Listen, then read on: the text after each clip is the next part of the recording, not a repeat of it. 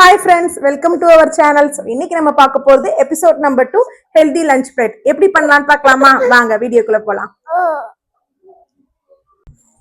பார்க்கும்போதே தெரிஞ்சிருக்கும் இன்னைக்கு நம்மளோட மீல் பிளேட் எப்படி இருக்குன்னு. ஸோ ஹெல்தியா ஃபைபர் ப்ரோட்டீனு, ஸோ வந்து ஹேண்ட்ஃபுல்லாக நட்ஸு, எக்கு, அப்புறம் வந்து ஹைட்ரேஷன் குக்கும்பர் இது எல்லாமே இருக்கு.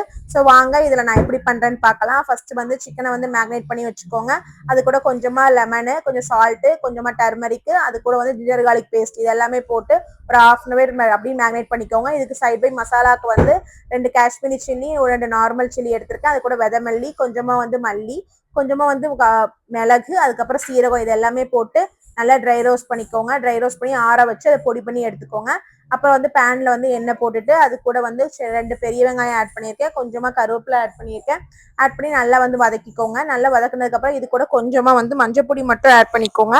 மஞ்சப்பொடி ஆட் பண்ணி நல்லா வதக்குங்க. வதக்கிட்டு அதுக்கப்புறம் வந்து கொஞ்சம் எண்ணெய் பிரிஞ்சு வரும்போது நீங்க வந்து சிக்கனை வந்து மேக்னேட் பண்ணிருக்கீங்களா அதை ஆட் பண்ணிக்கோங்க. ஆட் பண்ணிட்டு நல்லா வதக்குங்க. திரும்பியும் நல்லா வந்து சாட்டே பண்ணிக்கோங்க.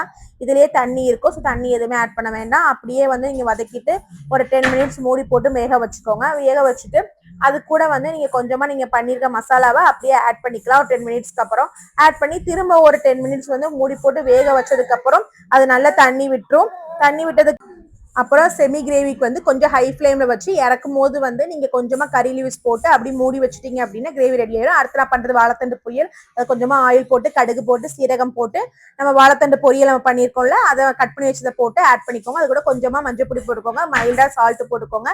வத்தப்பொடி போடனா போட்டுக்கலாம், பட் வத்தப்பொடி போல வத்தல் வந்து தேங்காவோட போட்டு அரைக்கிறதுக்காக நான் போடல.